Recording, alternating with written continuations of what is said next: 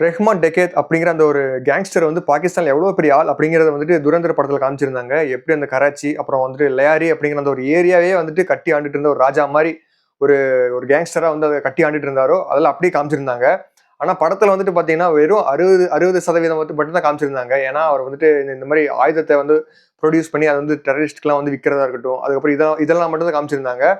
ஆனா, அவர் வந்து ரியல் லைஃப்ல இன்னும் ஏகப்பட்ட ஒரு கிரைம்லாம் பண்ணியிருந்தாங்க. இப்ப நீங்க ஸ்க்ரீன்ல பார்க்குற ஒருத்தர் தான் வந்துட்டு பார்த்தீங்கன்னா, ரியல் ரஹ்மான் டெகேத். இவர வச்சு தழுவி தான் வந்துட்டு பார்த்தீங்கன்னா, இந்த ஒரு கேரக்டரே வடிவமைச்சிருப்பாங்க. அத வந்துட்டு நம்ம அக்ஷய் கண்ணா பிரில்லியன்ட்டா பண்ணியிருப்பாரு. இவர விட்டா வேற யாருமே அந்த ஒரு ரோல பண்ணியிருக்கவே முடியாதுங்கிற ரேஞ்சுக்கு இன்னைக்கு எல்லாருமே ஸ்டேட்டஸ்லாம் வைக்கிறாங்க, ஸ்டோரிலாம் வைக்கிறாங்க, வைப் பண்ணிட்டு இருக்காங்க அப்படின்னா, ஒரு ஒரு வில்லனுக்கு வந்துட்டு ஒரு வைப் குடுக்குறாங்க அப்படின்னா, அது வந்துட்டு கண்டிப்பா இந்த அக்ஷய் கண்ணா வந்துட்டு இந்த ரஹ்மான் டெக்கேத்தோட கேரக்டர் எடுத்து பண்ணது தான் காரணம். இந்த ரியல் லைஃப் கேரக்டர தழுவி ஏன் எடுத்திருக்காங்கன்னு பார்த்தீங்கன்னா, இவர் வந்துட்டு ஒரு சாதாரண கேங்ஸ்டர் கிடையாது. பாகிஸ்தானோட one of the most wanted ரொம்ப கிரிமினல். ஏகப்பட்ட கிரைம் ரெக்கார்ட்ஸ், ஏகப்பட்ட கேஸ் இவர் மேல இருக்கு. கிட்டத்தட்ட 80 கேஸ் இருக்குங்கிறாங்க. எல்லாமே வந்துட்டு மர்டர் கேஸா இருக்கட்டும், அப்புறம் அந்த கஞ்சா கடத்தல் கேஸா இருக்கட்டும், அப்புறம் ஆட்கடத்தல் அந்த மாரி ஏகப்பட்ட கேஸ்லாம் இருக்கு இவரு பின்னாடி. நீங்க இந்த துரந்தர் படத்துல பார்த்த ஏகப்பட்ட கேரக்டர்ஸ் வந்து இவரோட ரியல் லைஃப்லயுமே இருக்காங்க. அதாவது இந்த எஸ்பி சௌத்ரி இருக்காங்க, அஸ்லாம் சௌத்ரி. அவருமே வந்துட்டு இவரோட முக்கியமான ஒரு ரியல் லைஃப்ல வந்து இருக்காரு. அவரு தான் வந்துட்டு இவர் வந்து மர்டரே பண்ணது. அதே சமயம் பார்த்தீங்கன்னா, ரெஹ்மான் டெக்கேத் அப்படிங்கிறவர் வந்துட்டு என்னதான் வந்து பெரிய பெரிய கிரைம்ஸ்லாம் பண்ணிட்டு இருந்தாலும், அவரோட எண்ட் ஸ்டேஜ்ல வந்துட்டு பார்த்தீங்கன்னா, பலூச்சிஸ்தான் மக்கள் இருக்காங்கல்ல, அவங்களுக்கு ஆதரவா ஏகப்பட்ட ஒரு நெறைய நல்ல நல்ல வெல்ஃபேர் ஆக்டிவிட்டீஸ்லாம் பண்றதா இருக்கட்டும். இந்த மாரி அதுக்கப்புறம் வந்துட்டு பார்த்தீங்கன்னா, அதனால வந்துட்டு பொலிட்டிக்கல் கெயின்லாம் நிறைய அடைய ஆரம்பிச்சாரு. அதனால தான் வந்துட்டு இவருக்கு வந்து இவரை இப்படியே விட்டா சரிப்பட்டு வராது அப்படின்னு சொல்லிட்டு இவரை வந்து போட்டு தள்ளிட்டாங்க. இவரோட லைஃப் ஹிஸ்டரி அப்படிங்கிறது வந்துட்டு பார்க்கறதுக்கு ரொம்ப இன்ட்ரெஸ்டிங்கா இருக்கும். ஒரு ஒரு கேங்ஸ்டரோட ரியல் லைஃப் வந்துட்டு எப்படி வந்து ஆரம்பிக்குது, எப்படி அவருக்கு வந்து மிடில் ஏஜ்ல வந்துட்டு எப்படி போகுது, அப்புறம் அவரோட எண்டு வந்து என்ன மாதிரி இருக்கு, பாசிட்டிவா இருக்கா, நெகட்டிவா இருக்கா அப்படிங்கிறத வந்துட்டு இந்த வீடியோல நான் சொல்ல போறேன். ரெஹ்மான் டெக்கேத் அப்படிங்கிற இந்த ஒரு ரெஹ்மான் பலோச் இருக்காருல்ல, அவரோட அவர் எப்போ வந்து பிறக்கிறாருன்னு பார்த்தீங்கன்னா 1975 வருஷம் அப்படிங்கிறாங்க ஒரு சில சோர்ஸ். அப்புறம் பார்த்தீங்கன்னா ஒரு சிலர் வந்துட்டு பார்த்தீங்கன்னா 1970ங்கிறாங்க. ஒரு சிலர் சோர்ஸ்லாம் வந்துட்டு பார்த்தீங்கன்னா 1980 இந்த காலகட்டத்திலலாம் பிறந்தாருங்கிறாங்க. அவரோட டேட் ஆஃப் பர்த் வந்துட்டு எக்ஸாக்டா யாராலையுமே வந்து கணிக்க முடியல. ஒரு அன்ரெக்கார்டட் ஒரு டிஓபியா தான் அவருக்கு வந்து இருக்கு. ஆனா வந்துட்டு இந்த ரஹ்மான் டெக்கேத் எங்கெல்லாம் பிறந்து வளர்ந்துருக்காருன்னு பார்த்தீங்கன்னா, ஃபுல்லா வந்து கராச்சி, அந்த லயாரி அப்படிங்கிற அந்த ஒரு ஏரியால தான் பிறந்து வளர்றாரு. டெக்கேத்தோட அப்பாவோட ஒரிஜினல் நேம் என்னன்னு பார்த்தீங்கன்னா, முகமது தட்டால் அப்படிங்கிறது அவரோட ஒரிஜினல் நேம். இந்த படத்துல காட்டுற மாதிரி பாபு டெக்கேட்டுக்கு வந்துட்டு இவர் பிறக்கல. அது வந்து ரியல் நேம் கிடையாது. இவரோட அப்பாவே வந்துட்டு பார்த்தீங்கன்னா, முகமது தட்டால் அப்படிங்கிறது இவரோட ஒரிஜினல் நேமு. டெக்கேத்தோட அப்பாவுமே வந்துட்டு பார்த்தீங்கன்னா, இந்த டட்டால் இருக்காருல்ல, அவருமே வந்துட்டு ஒரு சின்ன வயசுல ஒரு ட்ரக்ஸ் ஸ்மக்லரா மட்டும் தான் இருந்திருக்காரு. அவர் வந்து மர்டர் அந்த மாதிரிலாம் பண்ண மாட்டாரு. ஒன்லி ட்ரக்ஸ் ஸ்மக்லிங் இந்த மாதிரி கிரைம்ஸ்லாம் தான் பண்ணிட்டு இருந்திருக்காரு. அதெல்லாம் பார்த்து தான் வந்துட்டு பார்த்தீங்கன்னா, சின்ன வயசுல இருந்தே ரஹ்மான் டெக்கேத் அப்படிங்கிறவருக்கு வந்துட்டு இந்த மாதிரி ட்ரக்ஸ் ஸ்மக்லிங் மேல ஒரு இன்ட்ரெஸ்ட் இருந்திருக்கு. அவர் இனிஷியல் ஸ்டேஜ்ல அதை தான் பண்ணிட்டு இருந்திருக்காரு. ரெஹ்மான் டெக்கேத்தோட மூதாதையர்கள், அதாவது அவரோட தாத்தா, கொள்ளு தாத்தா, அதுக்கு முன்னாடி இருந்த தாத்தாலாம் வந்துட்டு அவங்களோட ஒரிஜின் எங்க இருக்குன்னு பார்த்தீங்கன்னா, அவங்களோட நேட்டிவ் பிளேஸ் எதுன்னு பார்த்தீங்கன்னா, அதாவது பூர்வீகம்னு சொல்லுவாங்கல்ல, அதெல்லாமே வந்துட்டு பலூச்சிஸ்தான் தான். அதனால தான் வந்துட்டு இவருக்குமே வந்துட்டு பலூச்சிஸ்தான் மக்களுக்கு வந்துட்டு ஏதாவது ஒரு பண்ணணும் அப்படிங்கிற ஒரு ஆர்வம் இருந்திருக்கு. ஒரு நல்ல நல்ல எண்ணம் இருந்திருக்கு அவங்களுக்கு மேல. ரெஹ்மான் டெக்கேத் வந்து சின்ன வயசுல இருந்தே லியாரியில தான் பிறந்து வளர்றாரு. அப்படி வளரும் போது வந்து பார்த்தீங்கன்னா, பாகிஸ்தான் ஃபுல்லாமே வந்துட்டு அதுவும் குறிப்பா லியாரிலலாம் வந்துட்டு பார்த்தீங்கன்னா, ஒரு ரொம்பவுமே வந்துட்டு வறுமையால தான் எல்லா மக்களுமே இருக்காங்க. அதே மாரி ஒரு புவரான ஒரு மோசமான ஒரு இன்ஃப்ராஸ்ட்ரக்சர். ப்ராப்பரான ரோடு இருக்காது, ப்ராப்பரான ஒரு வீடு இருக்காது. அப்படியே வீடு கட்டினாலுமே வந்துட்டு பெயிண்ட் அடிக்கிற கூட காசு இல்லாம நெறைய மக்கள் இருந்திருக்காங்க. இந்த மாரி ஒரு ஸ்லம் ஏரியான்னு சொல்லலாம். அந்த மாரி ஏரியால தான் அவர் பொறந்து வளர்றாரு.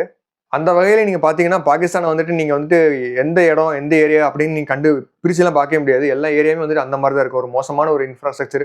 ஒரு ரொம்ப ஏழையான கண்ட்ரி எப்படி இருக்குமோ அந்த மாரி தான் இருக்கும். அதுவும் இல்லாம ஏகப்பட்ட இந்த குற்றம்லாம் நடக்கிற ஒரு ஹாட் ஸ்பாட்டாவே வந்துட்டு பார்த்தீங்கன்னா, அந்த லியாரி தான் இருக்கு. ஏன்னா அந்த லியாரிய சுத்தி பார்த்தீங்கன்னா, ஏகப்பட்ட ஒரு கிரிமினல் கேங்ஸ் நெறைய ஏகப்பட்ட கேங்ஸ்டர்ஸ் இருக்காங்க. அதுல ஒன் ஆஃப் த கேங்ஸ்டரா தான் வந்து பார்த்தீங்கன்னா, ஃபியூச்சர்ல நம்ம ரெஹ்மான் டெக்கேத்தே மாறி இருக்காரு. இந்த ஏகப்பட்ட கேங்ஸ்டர்ஸ் நான் சொன்னேன்ல, இவங்களுக்குள்ள நடக்கிற சண்டையிலேயே வந்துட்டு பார்த்தீங்கன்னா, அந்த பாகிஸ்தான்ல இருக்கிற அந்த கராச்சி, அது போக இன்னும் ஏகப்பட்ட ஸ்டேட்ல இருக்கும்ல பாகிஸ்தான்ல, அது எல்லாமே வந்துட்டு டேமேஜ் ஆகுது. பப்ளிக் ஸ்கூலா இருக்கட்டும், பப்ளிக் ஹாஸ்பிட்டலா இருக்கட்டும், ஒரு வெல்ஃபேர் நடத்துற அந்த ஒரு ஏஜென்ட் கூட அந்த மாதிரி இடம் கூட அடிபடுது. ஏகப்பட்ட ஒரு துப்பாக்கி சூடா இருக்கட்டும், ஏகப்பட்ட பாம் பிளாஸ்டா இருக்கட்டும். இந்த மாதிரி வந்துட்டு பாகிஸ்தான்ல இருக்கிற நார்மலான மக்களுக்கு வந்துட்டு ஒரு ஹாப்பினஸே இல்லாத ரேஞ்சுக்கு வந்துட்டு உருவாக்கிடுறாங்க. அந்த அளவுக்கு வந்துட்டு சட்ட ஒழுங்கு வந்துட்டு ரொம்ப ரொம்ப மோசமான லெவல்ல தான் நம்ம பாகிஸ்தான்ல இருக்கோம். இதெல்லாம் நான் எந்த மாதிரி காலகட்டத்தில் சொல்றேன்னு பார்த்தீங்கன்னா, அந்த 1990s அப்புறம் 2000s இப்பவுமே கூட அப்படித்தான் இருக்கு. அப்பெல்லாம் வந்துட்டு ரொம்ப ரொம்ப அன்கண்ட்ரோலபிளா இருந்துச்சு. இந்த மாதிரி வந்து பாகிஸ்தானோட யங்ஸ்டர்ஸ்க்கு வந்துட்டு ஒரு ப்ராப்பரான வேலையே இல்லாம, ப்ராப்பரான ஒரு இன்கமே இல்லாம, இந்த மாதிரி இருக்கிற சூழல்லையே வளர்ந்தனால வந்துட்டு பார்த்தீங்கன்னா, இவர் வந்து ஒரு முடிவு எடுக்கிறாரு. இவரோட அப்பாவுமே வந்துட்டு ஒரு அந்த போதைப் பொருள்லாம் கடத்துவார்ல, அதனால வந்துட்டு அதுலயே இவருமே வந்துட்டு ஜாயின் பண்ணிக்கிறாரு. அந்த மாதிரி ஏகப்பட்ட போதைப் பொருள் எல்லாம் கடத்தி நிறைய வித்து நிறைய சம்பாதிக்க ஆரம்பிக்கிறாங்க. ரெஹ்மான் டக்கேத் வந்து சின்ன வயசுல இருந்து அவர் பெரிய ஆளா ஆனது வரைக்குமே கூட அவர் சம்பாதிச்சது எதுவுமே வந்துட்டு ஒரு நியாயமான முறையில சம்பாதிச்சதே கிடையாது. எல்லாமே வந்துட்டு இந்த மாதிரி ஆயுத கடத்தல், அப்புறம் வந்துட்டு ஆட்கடத்தல், ஆளுங்களை கடத்தி இந்த மாதிரி மிரட்டி காசு வாங்குறது, அந்த மாதிரி எல்லாம் நிறைய பண்ணிட்டு இருந்திருக்காரு. அது போக வந்துட்டு இந்த மாதிரி போதைப் பொருள் இந்த மாதிரி மட்டும் தான் சம்பாதிச்சிருக்காரு. ப்ராப்பரா அவர் வந்துட்டு எந்த ஒரு உழைப்பு போட்டு எதுவுமே சம்பாதிச்சதே கிடையாது. இந்த மாதிரி மிரட்டல், இந்த மாதிரி மிரட்டலுக்கு யாரெல்லாம் பயப்படுறாங்களோ அவங்களெல்லாம் வந்து பிடிச்சி சம்பாதிக்கிறது, அதுக்கப்புறம் பொலிட்டிஷியன்ஸை வந்துட்டு கைக்குள்ள வச்சு அவங்க மூலமா நிறைய சம்பாதிக்கிறது, இந்த மாதிரி தான் அவர் வந்துட்டு அவர் வாழ்க்கையை ஓட்டிட்டு இருந்திருக்காரு.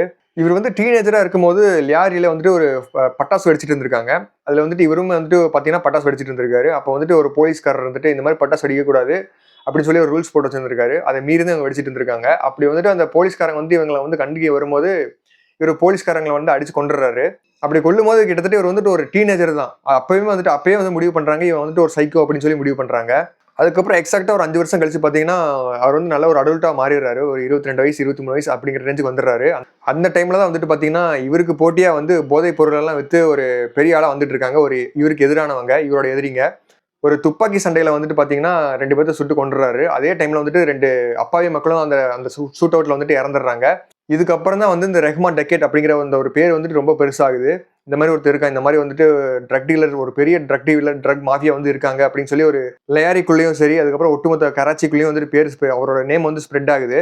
அது போகலாம் வந்துட்டு பாத்தீங்கன்னா இவர் ரெஹ்மான் டக்கேத் அப்படிங்கிறவர் வந்துட்டு எந்த அளவுக்கு ஒரு சைக்கோ, எந்த அளவுக்கு வந்துட்டு ஒரு பாசமே இல்லாம ஒரு இரக்கமே இல்லாதவர் அப்படிங்கிறதுக்கான ஒரு எக்ஸாம்பிள் என்னன்னு பாத்தீங்கன்னா அவரோட அம்மா இருக்காங்கல்ல, அவங்களையும் வந்துட்டு கொண்டுட்டாரு. இது வந்து நீங்க துரந்தர் படத்துல பார்த்த மாதிரி அவரோட அப்பாவோட 2வது ஒய்ஃபா இருந்தனாலதான் வந்துட்டு கொண்டுட்டாருன்னு சொல்லுவாங்க. ஆனா அது கிடையாது ரீசன். அது அவரோட அம்மா வந்துட்டு அவரோட எதிரணியில இருக்கிறவங்க கூட அஃபேர்ல இருந்திருக்காங்க அப்படிங்கறனால வந்துட்டு அப்படிங்கிற ஒரு சந்தேகத்துலதான் வந்துட்டு அவங்க அம்மாவை கொண்டுட்டாங்க. இன்னொரு சோர்ஸ்ல என்ன சொல்றாங்கன்னு பாத்தீங்கன்னா இந்த ரெஹ்மான் டக்கேத்தோட அம்மா வந்துட்டு இந்த மாதிரி போலீஸ்க்குலாம் வந்து இன்ஃபார்ம் பண்ணிட்டாங்க, இன்ஃபார்மரா இருந்திருக்காங்க, இவர் பண்ற தப்பெல்லாம் வந்துட்டு அவங்க கிட்ட போட்டு கொடுத்துட்டாங்க. அதனாலதான் வந்துட்டு ரெஹ்மான் டக்கேத் அவங்களோட அம்மாவே வந்துட்டு கொண்டுட்டாரு அப்படிங்கிற மாதிரியும் நிறைய ஒரு கதையெல்லாம் சொல்லிட்டு இருக்காங்க. இது எதுவுமே வந்துட்டு கன்ஃபார்ம்டு கிடையாது. ஆனா இவரோட அம்மாவை வந்து இவர் கொண்டது வந்துட்டு 100% கன்ஃபியூப்டான ஒரு நியூஸ். அதுக்கான ரீசன் தான் வந்துட்டு இன்னும் வந்துட்டு யாருனாலையும் வந்து ஃபிக்ஸ்டா சொல்ல முடியல. இந்த ஒரு ரீசன், இந்த ஒரு சம்பவத்தினால, அதாவது இவரோட அம்மாவே வந்துட்டு இவர் கொண்டுட்டாரு அப்படிங்கிற இந்த ஒரு ரீசனால தான் வந்துட்டு இவர் வந்து ஒரு பெரிய ஒரு இரக்கமே இல்லாத ஒரு சைக்கோ அப்படிங்கிற ரேஞ்சுக்கு வந்துட்டு லயாரி மக்கள்லாம் வந்துட்டு பார்க்க ஆரம்பிச்சாங்க. இந்த காலகட்டத்தில் தான் வந்துட்டு இவருக்கு ஏகப்பட்ட ஃப்ரெண்ட்ஸ் எல்லாம் வந்துட்டு சேர்றாங்க. இவருக்கு வந்து ஒரு துப்பாக்கி கல்ச்சர் வந்துட்டு இவர்கிட்ட நிறையவே இருக்குது. அதனால வந்துட்டு இவர்கிட்ட வந்துட்டு வம்பிழுக்கிறதுக்கே நிறைய பேர் பயப்பட ஆரம்பிச்சாங்க. அதுக்கப்புறம் 1995ல இவர் வந்து அரெஸ்ட் பண்றாங்க ஃபர்ஸ்ட் டைம். எதுக்குன்னு பாத்தீங்கன்னா இந்த மாதிரி போதைப் பொருளை வந்து வித்து அதை வந்து நிறைய காசு பார்த்தனால வந்துட்டு இவரை கரெக்டா கேட்ச் பண்ணிடுறாங்க. அப்படி இவரை கரெக்டா அரெஸ்ட் பண்ணது மட்டும் இல்லாம கிட்டத்தட்ட 2.5 வருஷம் வந்து ஜெயிலே போட்டுறாங்க. 2.5 வருஷம் கழிச்சு பாத்தீங்கன்னா அவர் தப்பிச்சிடுறாரு. தப்பிச்சு எங்க போறாருன்னு பாத்தீங்கன்னா கரெக்டா பலூச்சிஸ்தானுக்கு போறாரு. ஏன்னா அங்கதான் வந்து அவரோட ஒரு ஸ்ட்ராங்கான ஒரு பேஸ் இருக்கு. அங்க வந்துட்டு ஏகப்பட்ட ஒரு சப்போர்ட் இருக்கு. பொலிட்டிக்கல் சப்போர்ட்டா இருக்கட்டும், அப்புறம் வந்து கிரிமினல்ஸ், ஏகப்பட்ட கிரிமினல்ஸ் வந்து இவருக்கு சப்போர்ட்டா இருக்காங்க. அதனால இவர் வந்துட்டு வேற வழியே இல்லாம பலூச்சிஸ்தானுக்கு போய் செட்டில் ஆயிடுறாரு. அங்க போய் செட்டில் ஆனதுக்கு அப்புறம் போலீஸ்னால வந்துட்டு இவரை வந்து தொடவே முடியல. அதுக்கப்புறம் அப்படி பலூச்சிஸ்தான் வந்துட்டு அவரோட வாழ்க்கையை ஸ்டார்ட் பண்ண ஆரம்பிச்ச நம்ம ரெஹ்மான் டக்கேத் வந்துட்டு பாத்தீங்கன்னா அந்த 2000 அப்படிங்கிற அந்த ஒரு வருஷம் பிறக்குது இல்ல, அந்த காலகட்டத்திலாம் வந்துட்டு பாத்தீங்கன்னா ஏகப்பட்ட ஒரு பெரிய பெரிய தலைய கூட எல்லாம் வந்துட்டு சேர்ந்து ஏகப்பட்ட கிரிமினல் ஆக்டிவிட்டிஸ் எல்லாம் பண்ணிட்டு இருக்காரு. இந்த டைம்ல வந்துட்டு நிறைய மேரேஜ் பண்றாரு. அவர் வந்துட்டு 1-2 மேரேஜ் பண்ணல. துரந்தர்லாம் வந்துட்டு பாத்தீங்கன்னா ஒரே மேரேஜ், ஒரே ஒய்ஃப், அவங்க கூட தான் வந்து வாழ்ந்துட்டு இருக்காரு ஹாப்பியா அப்படிங்கிற மாதிரி காட்டுவாங்க. ஆனா அப்படி கிடையாது. இவர் வந்துட்டு ஏகப்பட்ட மேரேஜ் பண்ணியிருக்காரு. கிட்டத்தட்ட 13 குழந்தைங்க பெற்றிருக்காங்கன்னு சொல்றாங்க, 5 ஒய்ஃப் கிட்ட. அப்ப நினைச்சு பாருங்க, ரியல் லைஃப்ல வந்துட்டு ஒரு பிளேபாயாவும் இருந்திருக்காரு இவரு. 2000ல இருந்து 2004 வரைக்கும் வந்துட்டு இவரோட ஒரு கரியரோட உச்சத்துல இருந்திருக்கான்னு சொல்லலாம். அதை எப்படி நம்ம சினிமால எப்படி சொல்லுவாங்களோ அந்த மாதிரி வந்துட்டு பாத்தீங்கன்னா கிரிமினல் ஆக்டிவிட்டிஸ்ல வந்துட்டு கரியரோட உச்சத்துல இருந்திருக்காரு. இவர் கொல்லாத ஆளே கிடையாது. இவர் வந்து பண்ணாத கிரிமினல், அந்த எந்த ஒரு கிரிமினலுமே இவர் பண்ணாதது கிடையவே கிடையாது. அத்தனை எதிரிகளை வந்துட்டு கொண்டு குவிச்சிருக்காரு. படத்துல எல்லாம் காமிச்சதெல்லாம் ரொம்ப கம்மி தான். அந்த அளவுக்கு வந்துட்டு குவியில வந்துட்டு குவிச்சுட்டே இருக்காரு. எல்லாத்தையுமே வந்துட்டு இவரை எதிர்த்து யாரெல்லாம் நிக்கிறாங்களோ, யாரெல்லாம் வந்துட்டு பிசினஸ் பண்றாங்களோ, இந்த மாதிரி இல்லீகல் பிசினஸ், அவங்க எல்லாருமே வந்துட்டு அங்க ஒரு ஸ்லீப்பர் செல் மாதிரி யாரையாவது அனுப்பி, ஒரு ஸ்பை மாதிரி யாரையாவது அனுப்பி ஈஸியா முடிச்சு தள்ளிடுறாரு. இவருக்கும் எதிர்கோஷ்டிக்கு நடக்கிற அந்த ஒரு சண்டையில அந்த ஒரு கிராஸ் ஃபயர்னு சொல்லுவாங்கல்ல, ரெண்டு அணியுமே வந்துட்டு துப்பாக்கி சூடுல எல்லாம் நிறைய இறங்குவாங்கல்ல. இதனால வந்துட்டு ஏகப்பட்ட பொருள் சேதாரம் வந்துட்டு பாகிஸ்தானுக்கு நடந்திருக்கு. ஆனாலுமே வந்துட்டு பாத்தீங்கன்னா பாகிஸ்தானால எந்த ஒரு ஆக்டிவிட்டிஸுமே வந்துட்டு இவர் மேல எடுக்க முடியல. ஏன்னு பாத்தீங்கன்னா இவருக்கு அந்த அளவுக்கு ஒரு சப்போர்ட் இருக்கு. கிரிமினல் சப்போர்ட்ஸா இருக்கட்டும், அப்புறம் பொலிட்டிக்கலி வந்துட்டு நிறைய பொலிட்டிஷியன்ஸே வந்துட்டு இவருக்கு சப்போர்ட் பண்றாங்க. நிறைய அரசியல்வாதிகள் வந்துட்டு பாத்தீங்கன்னா அவங்களுக்கான ஒரு காரியம் ஆகணும் அப்படின்னா இவர் மூலமா வந்துட்டு நிறைய வித வந்துட்டு நிறைய முடிச்சு கட்டுறதா இருக்கட்டும், இவர் மூலியமா வந்துட்டு நிறைய ஒரு அவங்களுக்கு சாதகமான விஷயம்லாம் பண்ணிக்கிறாங்க. அதுக்காக வந்துட்டு இவரை யூஸ் பண்ணிக்கிறாங்க. அதனாலேயே வந்துட்டு இவர் மேல எந்த ஒரு கேஸ் வந்தாலும் சரி அதை வந்துட்டு ரிஜெக்ட் பண்ணிடுறாங்க. அதை வந்துட்டு கோர்ட்டுக்கு கூட எடுத்துட்டு போக மாட்டேங்கிறாங்க. இவர் அரெஸ்ட் பண்றதுக்கே விட மாட்டேங்கிறாங்க. அதாவது வந்துட்டு இவர் வந்து ஒரு கிங் மேக்கர், ரியல் லைஃப் பாகிஸ்தானோட ஒரு கிங் மேக்கராகவே இருந்திருக்காரு. இவருக்கு வந்துட்டு படத்துல காமிக்கிற மாதிரி, துரந்தர் படத்துல காமிக்கிற மாதிரி உசேர் பலோச், அதுக்கப்புறம் வந்துட்டு பாத்தீங்கன்னா இன்னொருத்தர் இருக்காரு, அவரு தான் வந்துட்டு பாபா லட்லா அப்படிங்கிறவரு. இவங்க 2 பேருமே வந்துட்டு இவருக்கு வந்துட்டு ஒரு மச்சான், அந்த மச்சான் முறை வேணும். இவங்க 2 பேரும் வந்துட்டு எந்த அளவுக்கு மோசமானவங்கன்னு பாத்தீங்கன்னா, இப்ப யாராவது ஒரு எதிரிகளை வந்துட்டு கொண்டுட்டாங்கன்னா அவங்க தலையை வெட்டி அதுல ஃபுட்பால்லாம் விளையாடுவாங்களாமா. அந்த அளவுக்கு வந்துட்டு ஒரு கொடூரமான ஒரு வில்லன் சொல்லலாம், கொடூரமான ஒரு கேரக்டர்ஸ்ன்னு சொல்லலாம். இப்படி மோசமான ஒரு கொடூரமான ஒரு கிரிமினலா வந்து நம்ம கராச்சியே வந்து ஆண்டுகிட்டு இருக்காரு நம்ம ரெஹ்மான் தகீத். இந்த டைம்ல தான் வந்துட்டு பாத்தீங்கன்னா மக்கள் மத்தியில வந்துட்டு ஒரு நல்ல ஒரு பேர் எடுக்கணும் அப்படின்னு சொல்லி அவருக்கு வந்துட்டு ஒரு மனசுல தோணுது. அதாவது இந்த பலூச்சிஸ்தான் மக்கள் இருக்காங்கல்ல, அவங்களுக்கெல்லாம் வந்துட்டு ஒரு நல்லது பண்ணணும் அப்படிங்கிற ஒரு எண்ணம் வந்து அவருக்கு வருது. என்ன இத்தனை வருஷமா நம்ம வந்துட்டு இந்த மாதிரி கிரிமினல் ஆக்டிவிட்டிஸ் பண்ணிட்டோம், நிறைய சம்பாதிச்சிட்டோம், அதுவும் இல்லாம ஏகப்பட்ட எதிரிகளை வந்து சம்பாதிச்சு வச்சிருக்கோம், இனிமே வந்துட்டு நம்ம வந்து ஒரு நல்லது பண்ணிட்டு போயிடலாம் அப்படிங்கிற ஒரு எண்ணம் வருது. அதனால ரெஹ்மான் தகீத் என்ன பண்றாருன்னு பாத்தீங்கன்னா, பீப்புள்ஸ் அமன் கமிட்டி அப்படிங்கிற ஒரு கமிட்டியை வந்து ஃபார்ம் பண்றாரு. இந்த கமிட்டி வந்து எதுக்கு யூஸ் ஆகுதுன்னு பாத்தீங்கன்னா, இந்த மாதிரி ஏழை மக்களுக்காகட்டும், பலூச்சிஸ்தான் மக்களுக்காகட்டும், இந்த பலூச்சிஸ்தான்லயே இருக்கிற ரொம்ப மோசமான ஒரு வறுமை நிலைமையில இருப்பாங்கல்ல, அந்த மாதிரி மக்களுக்குலாம் வந்துட்டு அவங்களோட குழந்தைங்களுக்குலாம் வந்துட்டு நல்ல ஒரு தரமான ஒரு ஸ்கூலா இருக்கட்டும், நல்ல ஒரு புக்ஸ் எல்லாம் வாங்கி கொடுக்கறதா இருக்கட்டும், அப்புறம் வந்துட்டு ஆம்புலன்ஸ் வசதி வந்து நிறைய ஏற்படுத்தி தரதா இருக்கட்டும், அப்புறம் ஏகப்பட்ட ஹாஸ்பிட்டல்ஸ் சின்ன சின்னதாக ஓப்பன் பண்றதா இருக்கட்டும், அப்புறம் வந்துட்டு கிளினிக்ஸ் அதெல்லாம் வைக்கிறதா இருக்கட்டும், மெடிக்கல் ஷாப்பு, இந்த மாதிரி நிறைய வந்துட்டு ஃப்ரீயா பண்ணி தராரு. இந்த மாதிரி ஏகப்பட்ட விஷயத்த வந்து ஃப்ரீயா பண்ணி தராரு. இதெல்லாம் வந்துட்டு கவர்மெண்ட்டே கூட பண்ணது கிடையாது. கவர்மெண்ட்டே பண்ணாததை வந்துட்டு இவர் பண்றாரு அப்படிங்கறதுனால வந்துட்டு மக்களுக்கு வந்துட்டு இவர் மேல இருக்கிற அந்த ஒரு நல்ல இமேஜ் வந்துட்டு அப்படியே வெளியே வருது. அந்த ஒரு கெட்ட, இதுக்கு முன்னாடி இவருக்கு வந்துட்டு ஒரு வில்லன், அந்த ஒரு மோசமான ஒரு வில்லன் அப்படிங்கிற அந்த ஒரு இமேஜ் இருந்துச்சுல்ல, அது அப்படியே மங்கிட்டே வருது. ஒரு ராபின் ஹுட் மாதிரி வந்துட்டு ஒரு இமேஜ் வந்து டெவலப் பண்ணிட்டாரு. ஒரு காட் ஃபாதர்னு சொல்லுவாங்கல்ல, நம்மளை காக்க வந்த தெய்வம் அப்படிங்கிற மாதிரி அந்த ரேஞ்சுக்கு வந்துட்டு இவர் வந்து உருவாக ஆரம்பிக்கிறாரு. அதுக்கப்புறம் வந்துட்டு பொலிட்டிக்ஸ்ல வந்துட்டு அரசியலுக்குள்ள கண்டஸ்டே பண்ண ஆரம்பிக்கிறாரு. அதாவது பிபிபி, பாகிஸ்தான் பீப்புள் பார்ட்டி அப்படிங்கிற ஒரு பார்ட்டி இருக்கு, அப்படி ஒரு கட்சி இருக்கு. அந்த கட்சியில சேர்ந்ததுக்கு அப்புறம் பாத்தீங்கன்னா அந்த கட்சி இருக்கிறதுலே முன்ன இருந்ததை விட பயங்கரமான லெவல்ல வந்துட்டு பெர்சன்டேஜ்ல வின் பண்றாங்க. எல்லாமே வந்துட்டு பாத்தீங்கன்னா இந்த ரெஹ்மான் தகீத் அப்படிங்கிற தனி மனுஷனோட அந்த ஒரு செல்வாக்கு தான். இதான் வந்துட்டு பாத்தீங்கன்னா இந்த படத்துலயும் காமிச்சிருப்பாங்க, துரந்தர் படத்துல. இவர் வந்து கை காட்டுற ஒரு ஆள் தான் வந்துட்டு கண்டிப்பா அந்த கராச்சியே ஆள்வாங்க அப்படின்னு சொல்லுவாங்கல்ல, அது வந்து உண்மையாலுமே அது நடந்திருக்கு. இந்த காலகட்டத்துல தான் வந்து பாத்தீங்கன்னா நம்ம ரெஹ்மான் தகீத்தை வந்துட்டு எல்லாருமே வந்துட்டு பாத்தீங்கன்னா ஒரு ஹீரோ ரேஞ்சுக்கு பார்க்க ஆரம்பிச்சிட்டாங்க. அதனாலேயே வந்துட்டு நம்ம ரெஹ்மான் தகீத் வந்து ஒரு முடிவு எடுக்கிறாரு. அவராவே ஒரு தனியா ஒரு கட்சி தொடங்கலாம் அப்படின்னு சொல்லி ஒரு முடிவு எடுக்கிறாரு. நம்மளுக்கு இவ்வளவு பெரிய மாசு இருக்கு, நம்ம வந்து தனியா ஒரு கட்சியை தொடங்கி இந்த மாதிரி ஆட்சிக்கு வந்தோம்னா நம்ம இன்னும் நல்லது பண்ணலாம் அப்படிங்கிற மாதிரி ஒரு ஐடியால வந்துட்டு வராரு. சேம் லைக் வந்துட்டு பாத்தீங்கன்னா நம்ம துரந்தர் படத்துல அதை காமிச்சிருப்பாங்க. ஆனா துரந்தர் படத்துல வந்துட்டு கூட்டணி வைக்கிற மாதிரி தான் பேசுவாரு. ஆனா ரியல் லைஃப்ல வந்துட்டு பாத்தீங்கன்னா அவரவே தன்னிச்சையா ஒரு கட்சி ஆரம்பிச்சிடலாம் அப்படிங்கிற ரேஞ்சுக்கு வந்துட்டு பார்க்கும்போது தான் மற்ற எல்லா பொலிட்டிஷியன்ஸ்க்குமே வந்துட்டு பாத்தீங்கன்னா ஒரு பயம் வருது. இவர் வந்துட்டா நம்மளால வந்துட்டு இங்க ஒன்றும் பண்ண முடியாது அப்படிங்கறனால வந்துட்டு அவரை போட்டு தள்ளணும் அப்படின்னு சொல்லி முடிவு எடுக்கிறாங்க. ரெஹ்மான் தகீத்தோட சாவு வந்துட்டு நெருங்குறதுக்கு காரணமே வந்துட்டு பாத்தீங்கன்னா அவர் வந்து தனியா கட்சி ஆரம்பிக்கணும் அப்படின்னு சொல்லி முடிவெடுத்ததுனாலதான். அப்படி இவரை வந்து போட்டு தள்ளணும்னு முடிவு பண்ண அந்த கட்சி யாருன்னு பாத்தீங்கன்னா பிபிபி. இவரு சப்போர்ட் பண்ணி ஜெயிச்சாங்கல்ல, அதே கட்சி தான் வந்துட்டு இவரை வந்து போட்டு தள்ளுறதுக்கும் வந்து முடிவு எடுத்திருக்காங்க. ஏன்னா இவர் வந்து தனியா கட்சி ஆரம்பிச்சாருன்னா இவரும் வந்து ஒரு பெரிய ஆளா வந்துருவாரு, இவருக்கும் வந்து தனி ஒரு கூட்டம் வந்துரும் அப்படிங்கறதுனால வந்துட்டு இவரை போட்டு தள்ளணும்னு முடிவு எடுத்திருக்காங்க. அதனாலதான் வந்துட்டு எஸ்பி சௌத்ரி இருக்காங்கல்ல, அஸ்லாம் சௌத்ரி கான், அந்த படத்துல கூட காமிச்சிருப்பாங்கல்ல நம்ம சஞ்சய் தத் கேரக்டர், அது வந்து ரியல் லைஃப்லயும் ஒரு கேரக்டர் அதே மாதிரி இருந்திருக்கு. அவரை வச்சுதான் வந்து பாத்தீங்கன்னா இவர் வந்து என்கவுண்டர்ல போட்டு தள்ளுறாங்க. என்கவுண்டர்னா சாதாரண என்கவுண்டர் கிடையாது, சேஸ் பண்ணி எப்படி படத்துல கார்ல எல்லாம் சேஸ் பண்ணுவாங்களா அந்த மாதிரி வந்து சேஸ்ல, பயங்கரமான சேஸ்ல வந்துட்டு கிட்டத்தட்ட 12 பேர் செத்து போனாங்க, போலீஸும் செத்து போனாங்க.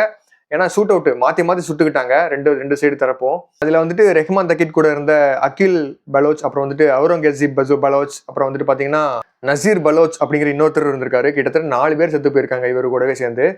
ஆனா வந்துட்டு போலீஸ் வந்து இவர் வந்துட்டு ப்ராப்பரா என்கவுண்டர் பண்றதுக்கு தான் ஆர்டர் போட்டிருந்தாங்க. ஆனா வந்துட்டு இந்த மாதிரி தாறுமாறா வந்து சுட்டு கொண்டிருக்காங்க அப்படிங்கறனால வந்துட்டு இவரோட வைஃப் இருக்காங்கல்ல, அவங்க வந்துட்டு கோர்ட்டுக்கு போறாங்க. கோர்ட்டுக்கு போய் இந்த மாதிரி வந்துட்டு நியாயமான முறையில வந்து என்கவுண்டர் பண்ணவே இல்லை, என் புருஷன் வந்துட்டு இந்த மாதிரி கண்ணா பின்னான்னு சுட்டுருக்காங்க, உடம்புல வந்து அத்தனை புல்லட் காயம் இருக்கு, இதை வந்து நீங்க விசாரிச்சு இந்த யாரெல்லாம் சுட்டு கொண்டாங்களோ அவங்கள வந்து உள்ள வைக்கணும் அப்படின்னு சொல்லி போராட ஆரம்பிக்கிறாங்க. ஆனா வந்துட்டு கோர்ட் வந்து எடுத்துக்கவே இல்லை.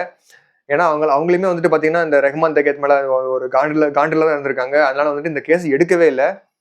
ரெஹ்மான் தகீத்தோட அந்த சாவு ஊர்வலம் இருக்குல்ல, கிட்டத்தட்ட ஆயிரக்கணக்கான மக்கள் வந்து குவிறாங்க அவரோட குணத்துக்கு வந்து அந்த இறுதி மரியாதையை வந்து செலுத்தணும் அப்படின்னு சொல்லிட்டு. இவர் மட்டும் கடைசி நேரத்துல அந்த மக்களுக்கு வந்து பலூச்சிஸ்தான் மக்களுக்கு வந்து அந்த நல்லது பண்ணல அப்படின்னா யாருமே வந்துட்டு பாத்தீங்கன்னா ஈக்காக்கா கூட அவரோட பணத்துக்கு வந்து மரியாதை செலுத்தியிருக்காது. ஆனா அவர் சாகருக்கு முன்னாடி வந்து கொஞ்சம் நல்லது பண்ணியிருக்காரு. அதனாலதான் வந்துட்டு அவர் சாவு ஊர்வலத்துல கிட்டத்தட்ட 50,000 பேர் வந்து கலந்துக்கிட்டதா சொல்றாங்க. அதெல்லாம் வந்துட்டு பாகிஸ்தான்ல ரொம்ப ரொம்ப ஒரு பெரிய விஷயம். எப்படி வந்துட்டு ரெஹ்மான் தக்கேத் வந்து சின்ன வயசுல ஒரு ட்ரக் டீலிங் பண்ணிட்டு போதைப் பொருள் அப்புறம் ஹெராயின் இதெல்லாம் வந்து கடத்திட்டு அதுக்கப்புறம் வந்துட்டு மர்டர்லாம் பண்ணிட்டு ஆள் கடத்தல் பண்ணி அதுக்கப்புறம் பெரிய கிரிமினலாக மாறி துப்பாக்கிலாம் ப்ரொடியூஸ் பண்ணி இந்த மாதிரி ஒரு நினச்சி கூட பார்க்க முடியாத ஒரு கிரிமினலாக இருந்துட்டு கடைசியில் வந்துட்டு ஒரு நல்லவராக வந்து செத்து போனாரோ இதுதான் வந்துட்டு அவரோட ரியல் லைஃப் ஸ்டோரி. இவரை வந்து பெரிய ஆளாக வளர விட்டுறவே கூடாது. இவர் வந்து ஆட்சிக்கு வந்துட்டாருன்னா ரொம்ப பெரிய ஒரு பவராக வந்துருவார் அப்படிங்கிற ஒரே ஒரு காரணத்துக்காக இவரை வந்து போட்டு தள்ளிட்டாங்க. இல்லைன்னா இவர் மட்டும் ஒரு டிசிஷன் எடுத்திருந்தாருன்னா இந்த மாதிரி கட்சி ஆரம்பிக்க வேண்டாம், நம்ம வந்துட்டு நம்ம நார்மலான ஆக்டிவிட்டிஸாக பண்ணிட்டு போயிடலாம் அப்படின்னு நினச்சிருந்தாருன்னா இன்னும் உயிரோடு இருந்திருப்பாரு. ஆனால் வந்துட்டு 2009 ஆகஸ்ட் 10 வந்துட்டு இவர் வந்து கொண்டுடுறாங்க. இவரோட ஸ்டோரியை தான் வந்துட்டு பார்த்தீங்கன்னா துரந்தரில் இதை விட அழகாக எந்த ஒரு டைரக்டர் வந்து எடுத்திருப்பாங்களா அப்படின்னு கேட்டிங்கன்னா சத்தியமாக டவுட் தான். ஆதித்யா தார் வந்து பின்னிட்டாரு. அதுவும் கரெக்டான கேஸ்டிங். அக்ஷய் கண்ணா சூப்பராக இருந்துச்சு. அதே மாதிரி நம்ம ரியல் ரஹ்மான் டக்கேத் அவரோட கதையை நான் சொன்னது வந்துட்டு உங்களுக்கு பிடிச்சிருக்குன்னு நினைக்கிறேன். இதே மாதிரி யாரை பற்றி நீங்கள் பேசணும்னு நினைக்கிறீங்களோ அந்த கேரக்டரை பற்றி, அந்த ரியல் லைஃப் கேரக்டரை பற்றி நீங்கள் கமெண்ட்டில் மென்ஷன் பண்ணுங்கள். நான் கண்டிப்பாக அதை பற்றி நான் பேசுவேன். தேங்க்யூ ஆல் ஃபார் வாட்சிங்.